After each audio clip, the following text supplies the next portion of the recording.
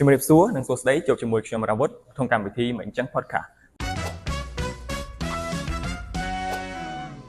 សូមរំលឹកដែរថាមិនចឹង podcast គឺជា podcast ដែលយើងបង្កើតឡើងក្នុងគោលបំណងជជែកបញ្ញាអំពីគំនិតច្នៃប្រឌិតក៏ដូចជារឿងរ៉ាវដែលគួរចាប់អារម្មណ៍ជាច្រើនទៀតអញ្ចឹងដើម្បីកុំឲ្យខាត់ពេលយូរយើងទៅជួបជាមួយនឹងភ្ញៀវកិត្តិយសរបស់យើងទាំងអស់គ្នា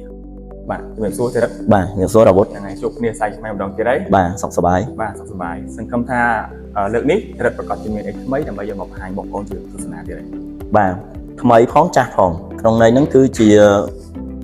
ម៉ូដមួយដែលក្រុងយកមកបង្ហាញហ្នឹងគឺជាម៉ូដដែលធ្វើការរចនាតាំងពីឆ្នាំ2020ប្រហាក់ប្រហែលគ្នាឬអាចនិយាយថាសកលគ្នាជាមួយនឹងទ្វារ Full Non ដែរក៏ប៉ុន្តែអ្វីដែលយកមកបង្ហាញនេះគឺមិនមែនថាអត់ទាន់មានម្ចាស់ផ្ទះធ្វើទេគឺទទួលការគ្រប់គ្រងខ្លាំងដូចទ្វារ Full Non ដែរអញ្ចឹងបងប្អូនទាំងអស់គ្នាម៉ូដនេះប្រហែលជាបងប្អូនក៏ដូចជាខ្ញុំអាចនឹងធ្លាប់ឃើញដែរក្នុងเพจរបស់ក្រុមហ៊ុនប៉ុន្តែយើងអត់ទាន់ចាប់អារម្មណ៍ថាម៉ូដហ្នឹងគឺជាមួយណាហើយឈ្មោះអីអញ្ចឹងចង់ត្រឡប់សួរទៅថាតើម៉ូដចង់មកបង្ហាញហ្នឹងគឺមានឈ្មោះអីដែរបាទថ្ងៃនេះសូមបង្ហាញទៅដល់អតិថិជនទាំងអស់អំពីម៉ូដទ្វារមួយដែលយើងបានដាក់ឈ្មោះថាទ្វារទេពមង្គលបាទទ្វារហ្នឹងបើនិយាយទៅ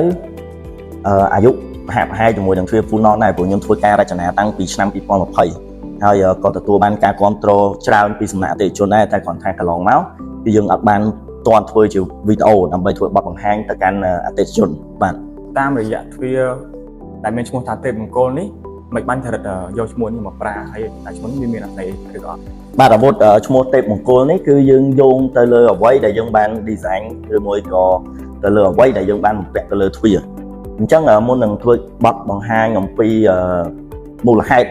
ដែលយើងដាក់ឈ្មោះថាទេពមង្គលហ្នឹងខ្ញុំសូមធ្វើបទបង្ហាញអំពីរចនាបថនៃទ្វារសិន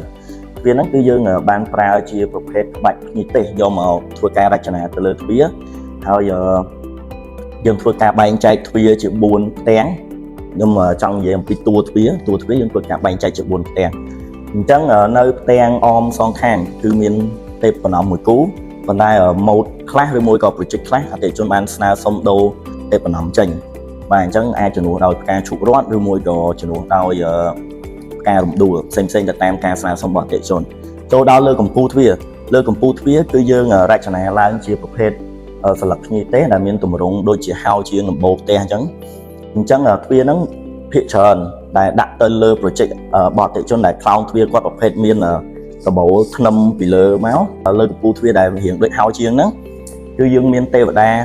មួយគូបាទខាងឆ្វេងទេវតាប្រុសខាងស្ដាំទេវតាស្រីបាច់ផ្កាជូនពរហើយនៅលើកណ្ដាលនៃកំពូលទ្វារហ្នឹងយើងទី1ហ្មងគឺយើង design សម្រាប់ឲ្យដាក់ឈ្មោះរបស់អតិថិជនបាទប៉ុន្តែអតិថិជនខ្លះគាត់រើសអត់ដាក់ឈ្មោះគាត់ដាក់ជាការច័ន្ទឬមួយក៏ផ្ការំដួលទៅលើចំណុចកំពូលកន្លែងកណ្ដាលហ្នឹងអញ្ចឹងសរុបសេចក្តីមកវិញតើទ្វារទេពមង្គលនេះក្នុងគោលបំណងនៃការដាក់ឈ្មោះហើយយើងផ្ដល់ជូនម៉ូដនេះទៅជូនម្ចាស់ផ្ទះគាត់ប្រើប្រាស់នៅក្នុងគេហដ្ឋានរបស់គាត់តើគាត់ទទួលបាន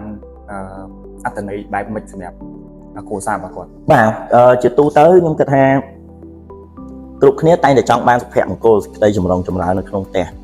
បាទអញ្ចឹងតើកាលណាយើងមានទេវតាប្រសិទ្ធពរជ័យឲ្យយើងហើយគឺយើងនឹងជួបតែសេចក្តីសុខសុភមង្គលនិងសេចក្តីរុងរឿងចម្រុងចម្រើននេះនិយាយខ្លីគឺច្រកទ្វារមង្គលមកគឺទទួលបានតែសេរីសួស្តីតែម្ដងបាទអរមែនទេបាទតាំងពីដើមទីមកទៅបាននិយាយថាទ្វារនេះគឺយើងបាន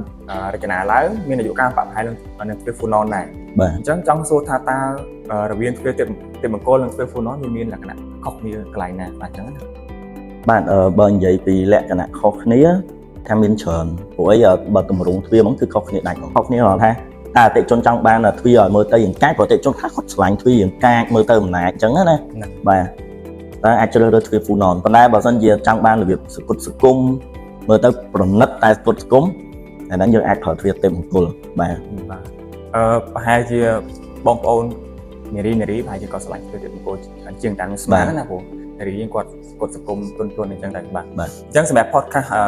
អេពីសូតមួយនេះគឺយើងបានបញ្ចប់តាមនេះដែរអញ្ចឹងក៏សូមអរគុណចរិតដែលចូលរួមរងទៀតជាមួយខាងកម្មវិធីរបស់យើងអរគុណច្រើនហើយសង្ឃឹមថាចរិតនឹងមកជួបយើងនៅក្នុងអេពីសូតក្រោយទៀតហើយមានអ្វីដែលថ្មីមកជូនបងប្អូនទស្សនាទាំងអស់គ្នាទៀតអរគុណច្រើនពីខ្ញុំរាវុធបាទខ្ញុំបាទចរិតសូមជម្រាបលា